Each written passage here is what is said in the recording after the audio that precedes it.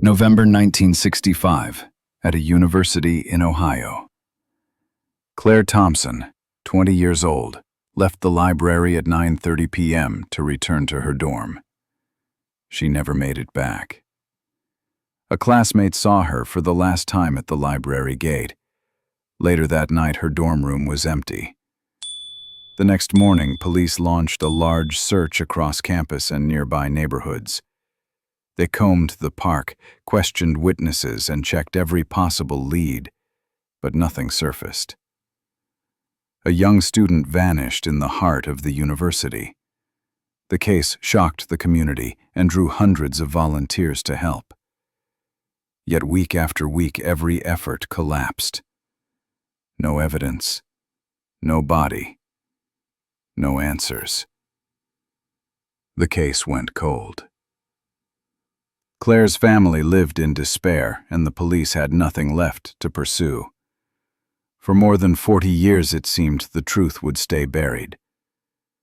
Until 2010, when a dying man made a confession that changed everything. Cases like Claire Thompson's remind us that justice can take decades, but the truth will eventually come to light. If you want us to continue telling these stories and keeping the memory of the victims alive, please subscribe to the channel. Don't forget to like this video. It helps us reach more people who care about true crime. And share your thoughts in the comments. Do you think there are still many cases like this waiting to be uncovered? Your support makes it possible for us to bring the next case to you. Claire Thompson was born in 1945 in Cleveland, Ohio. She was the first daughter of William and Margaret Thompson, a working-class couple trying to build a modest but stable life for their family. William worked long shifts with the railroad. He was often gone for hours, sometimes days, maintaining and inspecting the lines that kept trains running across the state. Margaret worked part-time as a nurse at a small clinic. Her schedule was unpredictable, but she always managed to be home for dinner. Claire grew up in a household where discipline and education mattered. The Thompsons were not wealthy, but they believed in structure. Homework came before leisure. Dinner was eaten together at the table. Neighbors would later describe the family as close-knit, respectable, the kind of people who kept to themselves but always lent a hand when someone was in need. Claire also had a younger sister, Susan, 3 years her junior. Susan often followed Claire around, looking up to her in nearly everything. To Susan, Claire was more than a sister. She was a role model. Years later, Susan would say, "She was the one I wanted to be." She was the smart one, the steady one. That bond between the two sisters would prove important decades later, when Susan became the last surviving member of the family, still fighting for answers. By 1963, Claire had graduated high school and enrolled at Ohio State University. It was a major step, not just for her but for her family. Neither William nor Margaret had gone to college. They had worked since their teenage years. Seeing their eldest daughter walk onto a university campus was a point of pride, a signal that their sacrifices were paying off. Claire chose English literature as her major. She wasn't flashy and she didn't chase popularity, but she loved books. Friends remember her carrying paperbacks in her bag, reading in the cafeteria, scribbling lines of poetry in the margins of notebooks. She wasn't the kind of student who made speeches. Claire kept a small notebook with her almost everywhere she went. Inside were poems, short reflections, and fragments of ideas she hoped one day to develop into stories. They weren't dramatic writings, just the kind of thoughts that come from a young woman trying to make sense of the world around her. That notebook became symbolic after her disappearance. To those who knew her, it showed how ordinary her life had been, how unexpected her fate really was. To understand Claire's life, it's important to understand the era she lived in. The mid-1960s in the United States was a turbulent time. The Vietnam War was escalating. Protests spread across college campuses. Civil rights marches filled the streets. Students debated politics in classrooms and cafeterias. But for Claire, the noise of the outside world felt far away. At Ohio State, her focus was narrow. Her classes, her assignments, her books, and her small circle of friends. She wasn't an activist and she wasn't politically outspoken.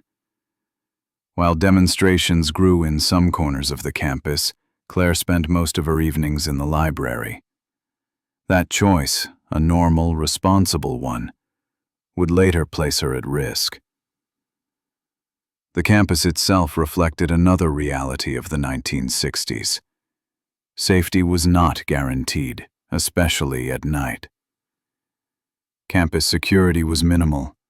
Lighting was poor in many areas. The small park near the women's dormitories had only a few lamps, and by late evening, it was nearly pitch dark. There had been minor complaints about the lack of safety, especially from female students, but little had been done. For many, it was just a fact of life. Claire developed a routine. She often studied late, sometimes until the library closed. To save time on the walk back, she used the shortcut through the park. It was well known among her friends. Some cautioned her, saying it was too dark, but she brushed off the concern. It was the fastest way. Claire's story, viewed in hindsight, carries a chilling weight. The family she came from, the world she lived in, the habits she followed. All of it seemed so ordinary. But it was within that ordinariness that danger hid. The small details of her routine, details that felt safe at the time, would later become the keys to understanding how she crossed paths with the man who ended her life. November 12, 1965, began like any other day on campus. The air was crisp, the first real cold of the season settling over Ohio. Students hurried between classes with coats buttoned high, and by evening the library lights glowed warm against the dark. Claire Thompson followed her routine. She ate a simple dinner in the cafeteria, soup and tea according to a worker who remembered the order, and then walked to the library to meet two classmates for a study session. Records show her name written in the sign-out ledger for a small group room, the tidy cursive C. Thompson, still legible after all these years. For the next 2 hours, she kept to her books, the kind of steady evening her friends said defined her. Shortly after 9, the group wrapped up. The room key was handed back to the desk. The night librarian marked the time on a small notepad she used to track late returns. That detail matters because it anchors what happens next. Several people saw Claire in the main hall as the library began to thin out. She adjusted the strap of her canvas bag. She tucked a notebook, her usual small one, into the side pocket. She shrugged into a pale knit cardigan and stepped toward the west exit. A classmate, David Harris, passed by her at the door and waved. He would tell police later that she waved back, that she looked tired but calm, that nothing seemed out of the ordinary. From that doorway, the fastest way to the women's dorms was a narrow path. The first response was routine. The roommate mentioned to the floor monitor that Claire hadn't come back yet, and the monitor made a note, assuming Claire was studying late. At 11:15, concern grew. The dorm supervisor called campus security and asked them to do a quick sweep. Guards checked the hallways, restrooms, and entry points. They stepped outside with flashlights and walked the front of the building and the paved sidewalk near the main road. They did not, at that hour, search the park in a structured way. Campus policy expected students to turn up within the hour. Still, word spread across the floor. A small group of friends headed toward the shortcut with their own flashlights and a guard. They walked the stones and peered over the wooden rail into the channel. The ground was cold and firm. There were no obvious signs of a struggle, no abandoned personal items. If Claire had passed that way, the night kept the secret. At midnight, campus security notified the city police precinct, requesting assistance at first light. This decision reflected the norms of the time. In 1965, there was no immediate alert system, no centralized checklist for missing adults, and certainly nothing like the modern protocols used to lock down a campus. Guards kept watch at the dorm entrance until morning. Students were told to report any sightings or details about Claire's evening schedule. At dawn, the response expanded. The city police set up a small command post in the dormitory lobby. Officers divided the grounds into grids and began a coordinated search of the park, the footbridge, the channel, and the bordering streets. They checked the bushes and the underside of the bridge. They swept the lawns where wind sometimes trapped paper or clothing. They questioned the overnight parking attendant and the night janitor assigned to the academic buildings near the west gate. Nothing placed Claire beyond the library exit. By mid-morning, 2 detectives canvassed the houses that backed up to the park. In the early afternoon, a patrol officer searched a derelict warehouse a half-mile from campus, acting on a tip from a security guard who had seen teenagers sneak into the building on weekends. The rooms were empty, the floors dusty. There was no sign that Claire had ever been inside. Detectives also walked along the fence line that separated the park from a small maintenance yard used by the university's repair crews. The gate was locked. The yard was still. As the day stretched on, the investigation turned back to the timeline. The team affixed pins to a map. Cafeteria, library, west gate, shortcut, dorm entrance. They marked times beside each point based on statements and logs. A pattern emerged. Everything was solid until the library exit, witnessed and anchored by the librarian's note and David Harris's wave. Beyond that door, the record broke apart. The gap between the west gate and the dorm was the only place where Claire could have vanished unseen. It wasn't much space, but it offered cover. The blind curve and the broken lamp near the bridge formed the pocket of darkness that, to someone who knew the grounds, would have looked like an opportunity. Officers asked why the area wasn't covered by patrols at the exact time Claire left the library. The answer was frustrating. The patrol log showed a routine pass scheduled for the top of the hour on the dorm side, not the park side. The guard on duty also noted that the path light near the bridge had been out for several nights. A work order existed but hadn't yet been filled. That combination, predictable patrol timing and a dead lamp, created a window. No one realized how dangerous it was until it was too late. Meanwhile, the team cataloged what was missing from the grounds and from Claire's person. Her canvas bag didn't turn up in the park or along the fence. The small notebook wasn't lying in the grass. They started where time and proximity overlapped. The study partners were interviewed again. Their statements held. Neither had left the library with Claire. Neither used the west exit. David Harris was questioned in detail about his last sighting. He repeated the same account. He had waved. She had waved back. And he went the opposite direction. His description of Claire's clothing matched the others. There was nothing to pick apart. The dorm supervisor reviewed her notes about late arrivals and calls that night. Small inconsistencies in time, 2 or 3 minutes here or there, could be chalked up to clock differences between the front desk, the library, and the wristwatches everyone relied on in that era. With the personal circle mostly cleared, attention widened to workers who knew the campus rhythms: janitors, groundskeepers, delivery men, and maintenance staff. People in those roles learned the shortcuts, the blind spots, and the patrol routes.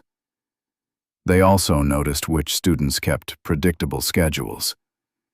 Interviews were scheduled for each shift that had a presence on the west side of campus over the past week. Detectives asked practical questions first. Where were you stationed? Which path did you use? What time did you clock out? Then they followed with the questions that measure comfort and familiarity. Had you seen Claire before? Did you ever work near the women's dorms? Did you know the bridge lamp was out? As these interviews unfolded, the map on the wall gained colored lines, showing movements of staff across the night.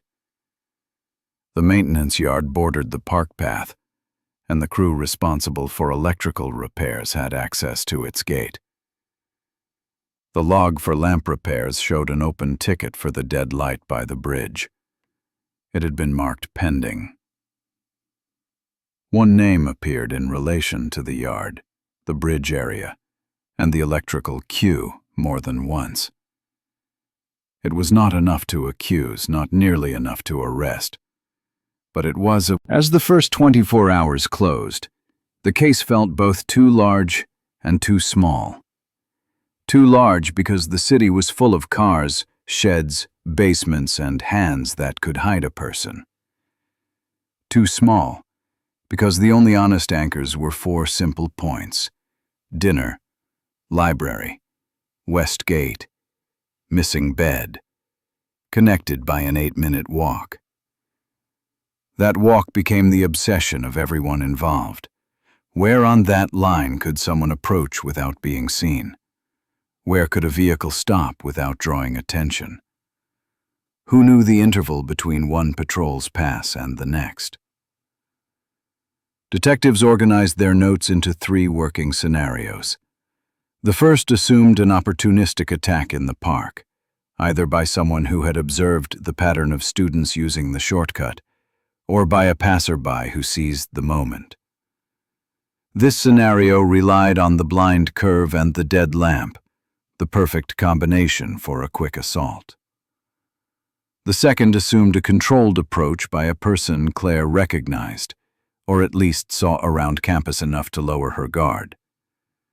In that scenario, a car idling near the west gate or a friendly voice at the edge of the path could redirect her steps without a public scene. The third focused on insider knowledge. A person connected to campus operations who knew the patrol timing, the electrical outage, and the routines of late-night studiers. Each scenario fit the silence of the ground and the absence of dropped belongings. Each required different tactics to test. To advance, the team returned to the evidence streams that did exist. They reread the library ledger to confirm the room booking and exit. They cross-checked the dorm log to pin down when concern became action. They revisited the patrol book for any overlooked notes about the park that week, reports of vagrants, couples, broken fixtures. They contacted taxi companies a second time to verify late pickups on side streets that might not have been recorded carefully the first pass. They asked bus drivers to think. By the second evening, the detective in charge briefed the small team with a sober assessment. The campus had been combed. The immediate witnesses had been heard. There was no reliable sighting after the library door. That meant the next phase could not rely on the ground alone. It had to rely on people. Their patterns, their access, their motives, and their slips. The priority list for interviews shifted toward those who lived or worked close to the park path, and those who had authority over lights, locks, and gates. The electrical work order for the bridge lamp moved from a maintenance frustration to a thread to pull. A handful of names, quiet, ordinary names, were circled for deeper background checks. This is how the first 48 hours ended, not with a discovery in the brush or a dramatic chase, but with a cleanly drawn map, a stack of statements, and a narrow set of possibilities that all pointed toward the same small stretch of ground. From that point on, the investigation had to widen to include the human landscape. Who was where? Who knew what? Who had reason or impulse? And who built their lives around the blind curve that had swallowed a young woman whole? The disappearance of Claire Thompson predicted one of the most intensive searches Ohio State University had ever seen. By the morning after she was last seen, police and campus security worked side by side, trying to cover every inch of ground between the library and the women's dorms. The first step was obvious: the park. Officers moved slowly through the grass, the tree line, and the small wooden bridge that cut across the drainage channel. They used sticks to part bushes, climbed down embankments, and ran their hands along the wooden rails of the bridge, looking for scraps of fabric or markings that could show a struggle. Nothing surfaced. They widened the search. The shallow creek that ran parallel to the path was checked from end to end. Police officers in boots waded through the mud, scanning for clothing or personal items. Still nothing. By mid-morning, the perimeter grew larger. Officers knocked on doors of homes that bordered the park, asking residents if they had seen or heard anything unusual on the night of November 12th. The answers were frustratingly vague. One man thought he heard an engine idling, but he couldn't remember the time. Another said she noticed headlights near the west gate, but she assumed it was a student catching a late ride. No one reported screams. No one reported a struggle. Next came the abandoned spaces. A disused warehouse less than a mile from campus was searched top to bottom. Officers climbed to the second floor, inspected dusty corners, and checked the basement for fresh footprints. A nearby storage yard was unlocked and examined. Every lead ended in silence. There were no signs of Claire anywhere. Transportation was the next angle. In 1965, taxis and buses served as the primary mode of travel for students without cars. Detectives contacted every local taxi company. Dispatchers showed handwritten logs of calls that night. None of the pickups matched the west gate of the library, and no driver recalled a young woman with Claire's description. But from there, the investigation shifted to the dormitory. Claire's roommate confirmed she had not returned by 11 o'clock. The dorm supervisor logged the absence, and that log became the basis for the first security call. Officers combed through her room. Her schoolwork, clothing, and personal items were untouched. Nothing indicated she had planned to run away or travel. The notebook she always carried with her was missing. That was the only object believed to have been with her at the time she vanished. Detectives then examined her relationships. They interviewed professors, classmates, and even her former boyfriend. None of them revealed conflicts. Her professors described her as promising. Her friends said she was reliable and gentle. The former boyfriend had moved on and was quickly ruled out with an alibi confirmed by his workplace. Every interview reinforced the same picture: a young woman with no enemies, no secrets, no clear reason to disappear. The focus moved outward. Police received several tips about a man in his 40s who had been seen loitering near campus gates in the weeks before. Some students had complained that he stared at young women. Officers tracked him down and questioned him. He denied involvement, and with no evidence to connect him to Claire's disappearance, the lead collapsed. Other tips focused on taxis. One anonymous caller insisted they saw a car idling near the west gate around the time Claire left the library. Investigators tried to trace it, but without a plate number or a solid description, it was another path that ended in a dead end. The absence of physical evidence became the investigation's biggest obstacle. Police found no bag, no shoes, no sign of a struggle in the grass or dirt. The ground was firm from the cold, making it unlikely to preserve footprints. The broken lamp on the bridge meant the area was pitch black, and the campus had no cameras. In 1965, forensic science. Each theory was possible. None could be proven. The park yielded no evidence of a struggle. The car sighting remained unconfirmed. The idea of an insider was disturbing, but it lacked direct support. Detectives continued interviews with janitors, maintenance crews, and guards. Everyone denied knowledge. Everyone had alibis, at least on paper. Weeks turned into months. Posters with Claire's photo were taped to telephone poles and bus stops. Volunteers organized candlelight vigils. Newspaper articles appealed to the public for leads. Tips came in, some vague, some completely false, others impossible to verify. The police followed each one, but nothing broke the silence. By early 1966, the case file had grown thick with statements, but thin with answers. The search areas had been combed multiple times, vehicles questioned, witnesses re-interviewed. No new evidence appeared. Detectives began to admit, in private, that they had hit a wall. The case remained open, but resources shifted to newer crimes, ones with fresher trails. The Thompson family pressed for updates, but each meeting with police carried the same outcome. There were no suspects.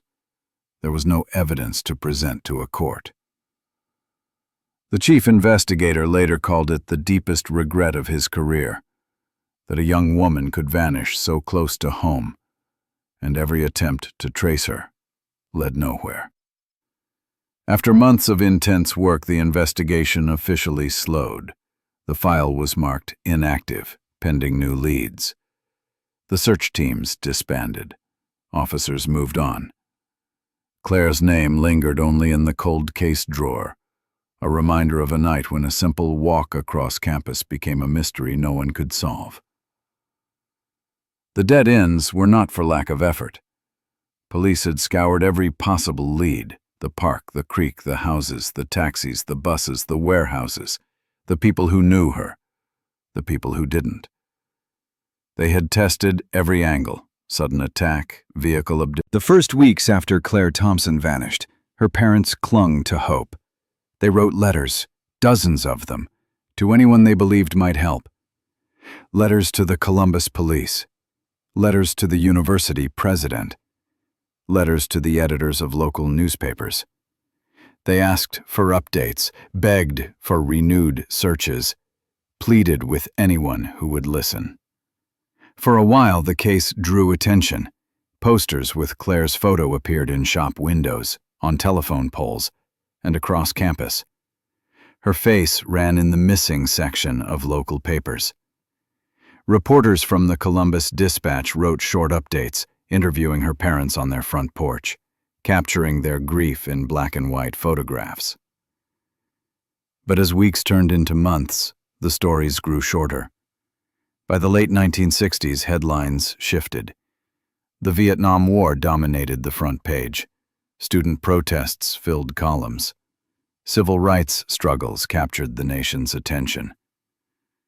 The story of a missing college student in Ohio slipped further down the page. Still, the family would not let go. William and Margaret Thompson kept Claire's case alive in the only ways they could. They stood outside the library on anniversaries, handing out flyers to students, urging them to remember her name. They attended town meetings, asking officials why patrols hadn't been fixed sooner, why the investigation hadn't yielded results. Sometimes they were met with sympathy, sometimes with silence. In 1971, a small article appeared in the local paper titled, "Family Still Seeks Daughter 6 Years After Disappearance." It described how the Thompsons had placed new posters around campus and mailed copies of Claire's photograph to police stations in surrounding counties. Margaret told the reporter, "We just need someone to remember. Someone out there knows something." But years passed without progress. By the mid-1970s, the official stance was clear. Without new evidence, the case could not move forward. The file was stabbed. Through all of this, one person carried the torch: Claire's younger sister, Susan. Just a teenager when Claire vanished, she grew into adulthood with the disappearance shaping her entire life. Susan became a teacher, married briefly, but never had children. Instead, she devoted her energy to keeping her sister's memory alive. Each year, on November 12th, Susan organized a small candlelight vigil on campus. Students would gather near the library steps, holding candles in silence, listening as Susan reminded them who Claire was. Some nights only a few people came. Other years, especially when the story was picked up by a local reporter, the crowd would number in the dozens. To Susan, every single vigil mattered. It was her way of refusing to let her sister be forgotten. She wrote letters, too, just as her parents had done. Letters to police chiefs, letters to mayors, letters to university administrators. She knew most would go unanswered, but she kept writing. "If I stop," she once said to a journalist, "then it's like saying she doesn't matter anymore." In the late 1980s, a local television station ran a segment on unsolved disappearances. Claire's story was included. The broadcast showed her college photo, her shy smile frozen in time, and interviewed Susan, who spoke with quiet determination. The clip reached thousands of households across Ohio. Dozens of tips came in afterward, but as before, none proved solid. Most were false leads, confused memories, mistaken sightings, or people seeking attention. But for Susan, even bad tips meant that people were still talking about her sister. By the 1990s, the story of Claire Thompson had taken on a new life. Among students at Ohio State, especially freshmen warned about late-night walks, the tale of the missing girl became part of campus folklore. Some said the park was haunted, that her ghost wandered the bridge where the What struck many reporters was the sheer endurance of Susan's fight. She was not wealthy. She had no legal team. She had no political influence. Yet she met with journalists, mailed letters, and organized vigils year after year. To her, it was an obligation, a promise she had made to her parents before they died, that she would not stop looking for answers. But despite her effort, the case remained locked. No new evidence appeared. No new witnesses stepped forward. The cold case drawer stayed closed, its file gathering dust. This long silence shaped the community itself. For some, it was a lingering wound, a reminder that safety was never guaranteed. For others, it became background noise, just another unsolved mystery among many. Students came and went, hearing the story, repeating it, then graduating and leaving it behind. Yet the memory always restarted with the next class of freshmen, ensuring the story never truly faded. By the early 2000s, Susan had become almost the sole living link to the case. Every November, she returned to the campus, sometimes alone, sometimes joined by a handful of supporters. She spoke to student reporters who wrote articles for the university paper. She reminded them that the case was still unsolved. She said, "It's been decades, but she's still out there somewhere, waiting for the truth to be told." For more than 40 years, the file on Claire Thompson sat dormant. It was never closed, but it was never reopened. Each passing year seemed to widen the distance between that night in 1965 and the hope of resolution. For police, it was one cold case among many. For Susan, it was her life's mission. And then came the year 2010. Susan was in her early 60s, preparing to hold yet another vigil. She did not know that a man lay in a hospital bed just a few miles away. John froze. At first he thought his father's mind was slipping, that maybe it was confusion, a fevered dream. But Harold repeated it. The words were clear. He gave details, the year, the name, the house. There was no mistaking what he meant. John realized this was not delirium. It was a confession. The weight of that moment was crushing. John was torn between the love he still carried for his father and the horror of what he had just heard. For hours he sat by the bed, replaying the words in his head. His father was a churchgoer, a quiet man in his later years. Could he really have lived with a secret like this for nearly half a century? John knew he had a choice. He could bury the confession along with his father, or he could bring it to the authorities. It was a choice between blood and truth. In the end, he decided he could not live with silence. The next morning, he contacted police. Detectives listened carefully as John recounted the conversation. They took it seriously, but with caution. After all, deathbed confessions are not always reliable. Sometimes the dying blur fantasy with memory. But this one was specific. It included a location, the basement of Harold's old house, a property he had owned in the late 1960s. The police moved quickly. They obtained a warrant to search the house. The property had long since been sold to another family, but the basement remained largely unchanged. On the day of the search, officers arrived with forensic experts and evidence technicians.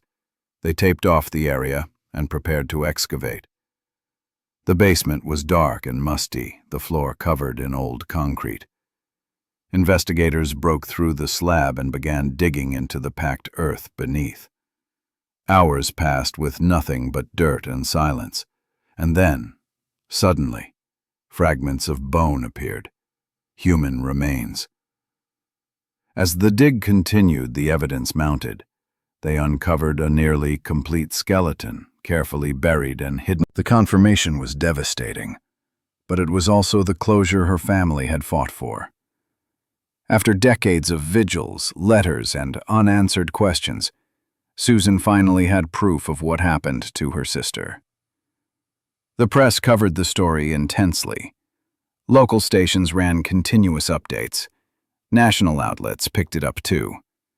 "Deathbed Confession Solves 1965 Cold Case" became a headline across the country. The story of a missing college student, forgotten by many, was suddenly alive again. For the police, the confession and the evidence in the basement were enough to close the case. They officially recorded Harold Miller as the killer of Claire Thompson. He died before he could be charged or stand trial, but the record now carried his name. For investigators, it was a bittersweet resolution. Answers at last, but justice denied by time. For Susan, the news was overwhelming. She told reporters through tears, "45 years I waited." 45 years of not knowing. Now I finally do. My sister can rest. She admitted that part of her still wished Harold had lived long enough to face a courtroom, but she also said the truth itself mattered more than punishment.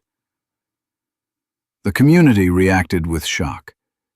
Many residents who had been students in the 1960s remembered the fear that followed Claire's disappearance. Some still recalled walking that same path at night, worried they might be next. For them, the confession brought back old memories and a chilling realization that the man responsible had lived among them unnoticed for decades. The university released a statement honoring Claire.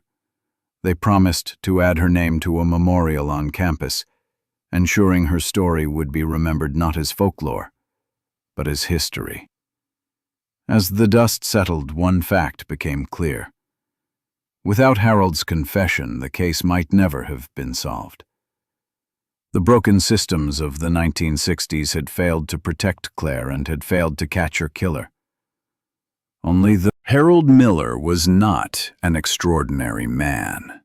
Born in the early 1930s in Ohio, he came from a working-class family. His childhood was modest, shaped by long hours of labor and the struggles of a family that lived paycheck to paycheck. School was never a priority. By the 9th grade, Harold dropped out. He never returned. From then on, he drifted from one manual job to another, odd construction work, warehouse shifts, janitorial positions. By the mid-1960s, Harold found steady employment as a maintenance worker at a university in Ohio. It wasn't glamorous, but it was stable. He repaired broken pipes, replaced light bulbs, cleaned up messes no one else wanted to touch. He had access to the campus buildings, including the women's dormitories, and often moved through the spaces unnoticed. But to some students, Harold did not blend in. They remembered him lingering a little too long in hallways, standing silently in corners, watching. Complaints were made, quietly at first. Female students whispered to each other about the man who stared at them. A few even reported it to staff. Yet in the 1960s, such behavior was often brushed aside as nothing more than awkwardness. Harold kept his job. His reputation was unsettling, but it never rose to the level of real consequences. Police records later revealed he had a handful of minor arrests, disorderly conduct, fighting while drunk. Nothing violent enough to put him on anyone's radar as a potential murderer. At the time, he seemed like just another troubled working man with a short temper and a drinking habit. When Claire Thompson disappeared in November 1965, Harold's name did come up. Investigators interviewed dozens of people connected to the university. Harold, as a maintenance worker, was one of them. Students had mentioned him as creepy or strange. Detectives noted it down. They asked him where he had been the night Claire vanished. Neighbors described a man who seemed utterly ordinary. He married in 1970, 5 years after Claire's disappearance.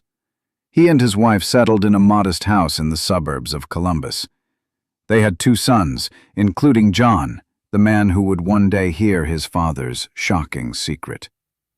Harold worked different jobs over the years, never rising above the ranks of manual labor. He was quiet, reserved, the type of man who mowed his lawn on Saturdays and nodded politely to those passing by. To those who lived near him, Harold was invisible. He went to church regularly, bowing his head in prayer, blending into the congregation. He helped with neighborhood chores. No one suspected that behind this facade lived a man who had killed a 20-year-old college student and buried her under the floor of his own home. But some details stand out when looking back. Harold moved shortly after Claire's disappearance. He left the job at the university and sold his house, the very house where her body would later be discovered. At the time, This wasn't viewed as suspicious. People moved often for work. But in hindsight, it looked like an attempt to distance himself from the crime. Harold's decision to bury Claire in his own basement was both reckless and calculated. Reckless because the evidence remained close, hidden only by a layer of earth and concrete. Calculated because in the 1960s, forensic science was limited. Without DNA testing, without advanced technology, the chances of discovery were slim. He gambled that no one would ever dig beneath the floor. And he was right. For decades, no one did. His life after the crime was disturbingly ordinary. He became a husband, a father, and a neighbor. He raised 2 sons, took family trips, and lived the image of a simple American life. But the secret never left him. When he drank, he grew sullen and irritable. There are reports that his temper occasionally flared, though nothing violent enough to attract police. Yet those who knew, looking back, detectives admitted their frustration. Michael Adams, the police chief who led the original investigation, once said before his retirement that the case was the biggest failure of his career. The suspicions about Harold had been there, but the law required proof, and without Claire's body, there was none. It raises the haunting question. How many killers live ordinary lives among us, never exposed, because the evidence never surfaces? The community, when confronted with Harold's identity, was shaken. His neighbors described disbelief. He was quiet. He was polite. He always waved when he saw me, one woman told reporters. I can't believe he did something like that. The contradiction became the central theme of Harold Miller's story, the outward appearance of normalcy hiding the darkest of truths. A husband, a father, a man in church on Sundays, and yet the same man who violently ended the life of a young student and buried her beneath his home. Why did Harold target Claire? Investigators believe it was a crime of opportunity. Claire was walking alone through the park that night. Harold may have been drinking. He may have been waiting. Witnesses had seen him loitering near campus many times before. Students described feeling uneasy around him, though no one imagined he was capable of murder. His motive was likely a mix of lust, anger, and opportunity. He saw Claire, vulnerable and alone, and acted on impulse. Once he had committed the crime, he hid the evidence and walked away, choosing silence as his shield. The result was chilling. For the next 45 years, Harold lived as though nothing had happened. He celebrated birthdays, Christmases, weddings. All the while, the truth lay in the ground beneath his old house. When police finally confirmed his guilt through his confession and the DNA match to Claire's remains, the image of Harold Miller as the ordinary neighbor collapsed. He was no longer the quiet man next door. He was the man who had stolen Claire Thompson's life and silenced her future. The case forced the community to confront an uncomfortable reality. Killers can hide in plain sight. They can live among us, unnoticed, even respected. Harold was not a drifter or a stranger. He was part of the community. He was the man you nodded to on Sunday mornings, never suspecting the darkness he carried. For law enforcement, the story was bittersweet. They finally had confirmation, but it came too late for justice. Harold never faced trial. He never heard a jury declare him guilty. He never saw the inside of a prison cell. He died before the law could catch him. Still, his exposure mattered. For Claire's family, the truth was essential. They now knew who had taken her life. They now had an answer to the questions that haunted them for decades. And they could finally bury Claire with certainty, not with speculation. As Part 7 closes, one truth stands above all. Harold Miller was both ordinary and monstrous. A man who lived half a century as a husband and father while carrying the secret of murder. His mask of normalcy fooled everyone, his family, his neighbors, even the police. But the secret did not last forever. His final words tore it away, and in doing so, they revealed the face of the man who had hidden in plain sight for 45 years. The story of Harold Miller leaves us with one final question. How many others like him are still out there, their secrets buried beneath the surface, waiting for time or guilt to bring them into the light? The remains pulled from the basement of Harold Miller's old house were immediately sent to the state forensic lab. After decades of silence, the cold case file that had gathered dust was suddenly active again. For investigators who had once chased the disappearance of Claire Thompson, this was their chance to finally put science where there had only been speculation. For days, the lab worked carefully. Bones that had been buried for 45 years were cleaned, catalogued, and examined. Age estimates placed the victim in her late teens or early 20s, matching Claire's profile at the time she vanished.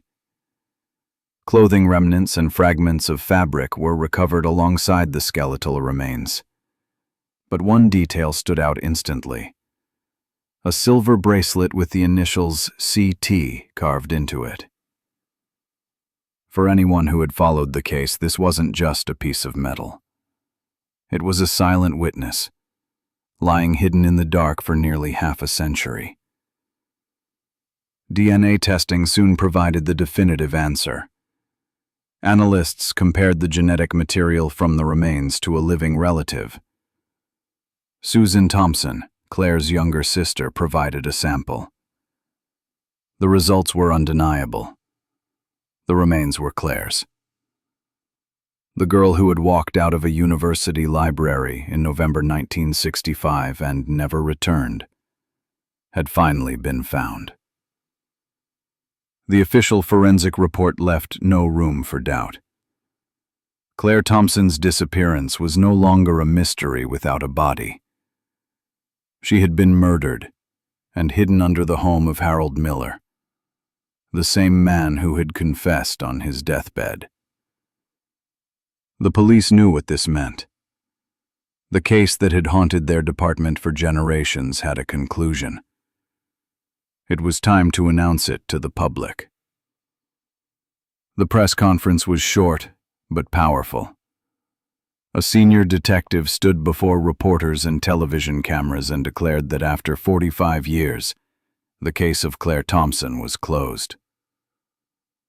"Through a deathbed confession and modern DNA technology," he said, "we can confirm that Claire was the victim." Communities tied to the story reacted strongly. In the neighborhood where Harold Miller had lived, residents struggled to accept that the quiet, church-going man they once knew had been a murderer. "He was just Harold," one neighbor said. "He mowed his lawn, he waved hello. I never would have thought something like this." At Ohio State University, where Claire had been a student, the news reopened old wounds. The campus arranged a memorial service. Students and alumni gathered, some carrying candles, others holding copies of her old yearbook photo. Professors who had been young lecturers back in the 1960s shared memories of her talent and kindness. For a brief moment, Claire was not just a name in a case file, but a person again, remembered by the community that had once lost her. But no one felt the impact more than her sister Susan. For years, she had carried the weight of uncertainty. Each anniversary, she lit candles. Each decade, she called police stations asking if there was any progress. She was there in 2010 when detectives told her the results of the DNA tests. In interviews, her voice broke. "I never stopped hoping," she said. "For 45 years I wondered if we would ever find her.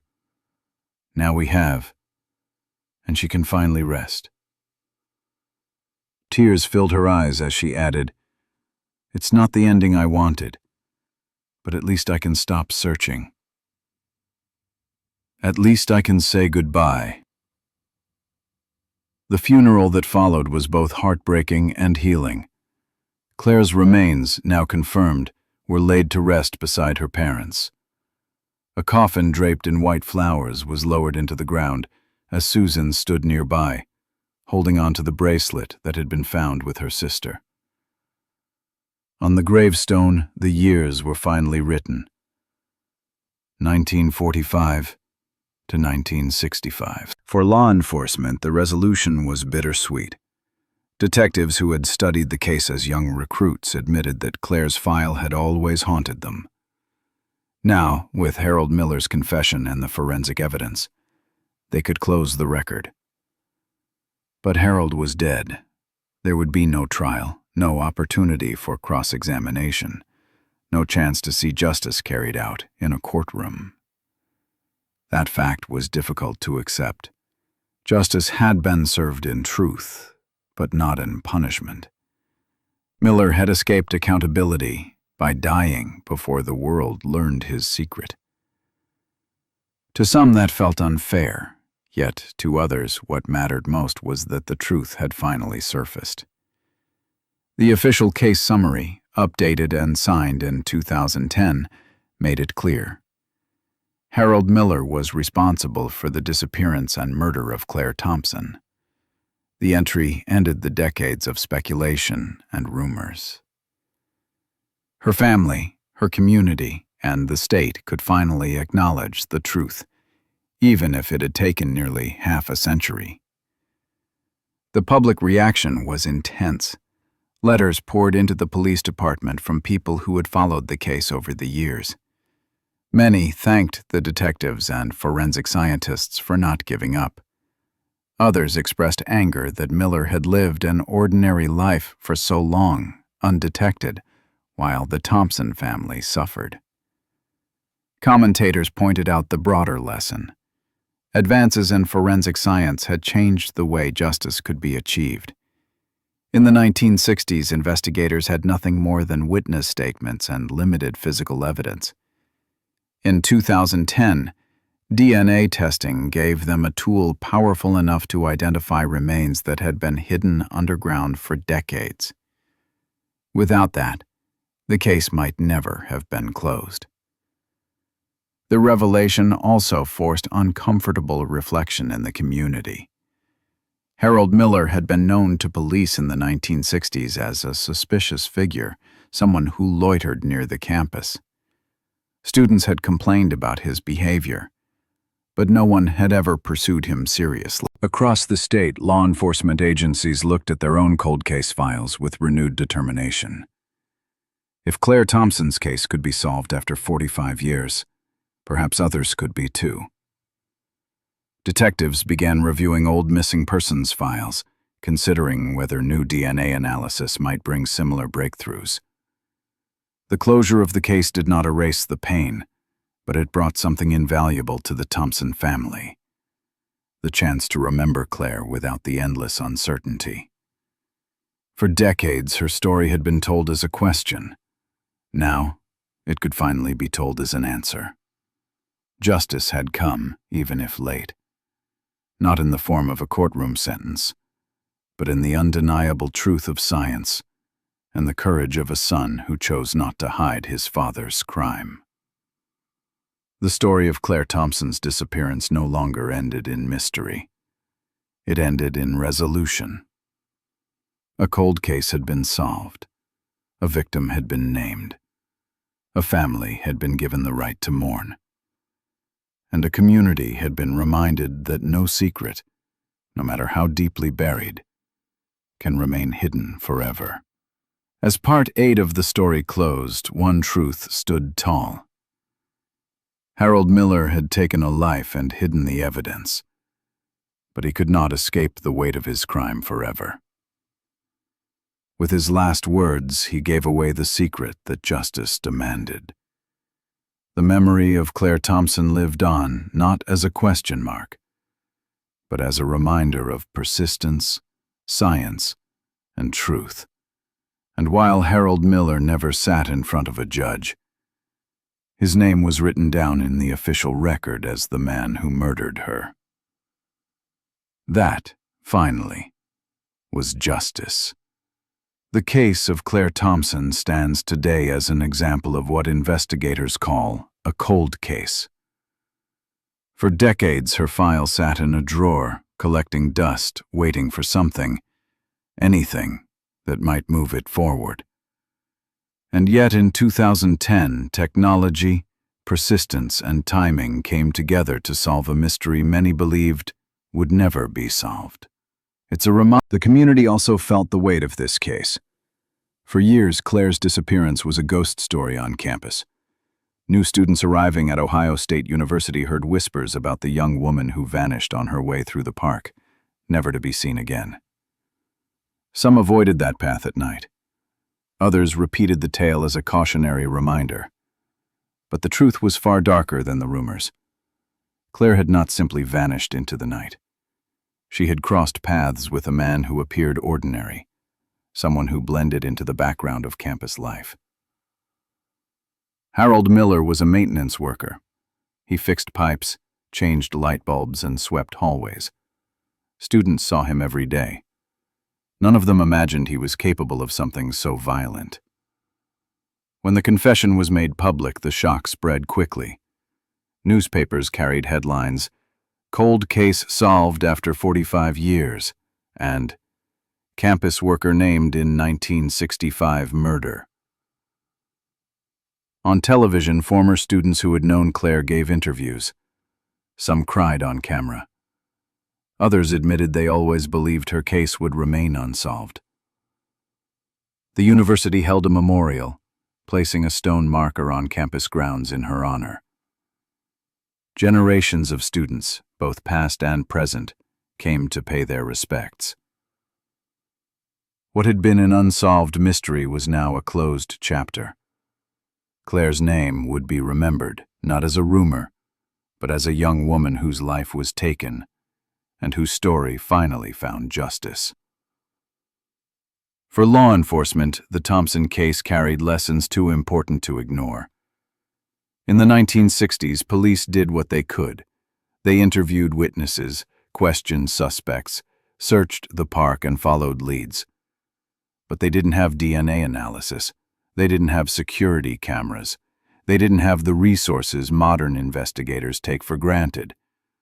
All they had were words, witness statements, logs from the dormitory, a few physical objects that didn't lead anywhere.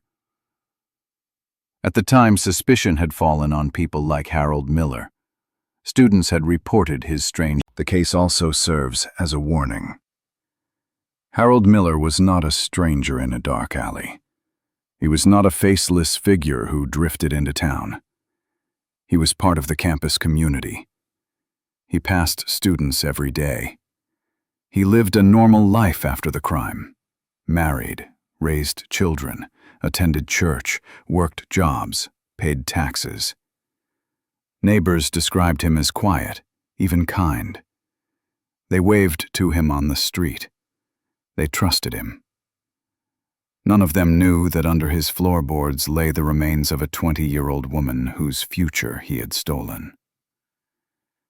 The contrast between the man he appeared to be and the crime he committed is one of the most unsettling parts of this story. It forces the question, how many others like him have lived undetected, their crimes buried by time and silence? For the Thompson family, the revelation closed one chapter but opened another. The trial they had once hoped for would never come. Harold Miller died before the truth emerged. There would be no cross-examination, no jury, no sentencing. The justice system could not put him behind bars. And yet, in another way, justice was achieved. His confession ensured that his name was recorded in the files, attached permanently to the crime he committed. His family, blindsided by his admission, chose not to hide the truth. His son went to police instead of protecting his father's reputation. And because of that decision, Claire's story finally had an ending. Susan Thompson expressed both relief and sorrow. She said, "It's too late for punishment, but not too late for the truth." In 2010, Claire was finally buried with dignity. White flowers covered her casket. Friends who were still alive from her college years stood with her sister. The university sent representatives. Members of the community came. On her headstone were carved the words, "Claire Thompson, 1945 to 1965. The broader meaning of the case resonates beyond one family, one campus, or one town. It shows that technology can reach into the past and bring hidden truths to light. It proves that cold cases deserve attention, no matter how old they are. And it highlights the strength of family members who refuse to give up, even when the odds seem impossible. Investigators have said that without Susan Thompson's persistence, Claire's name might have been forgotten. Susan kept pushing. She spoke to newspapers. She organized vigils.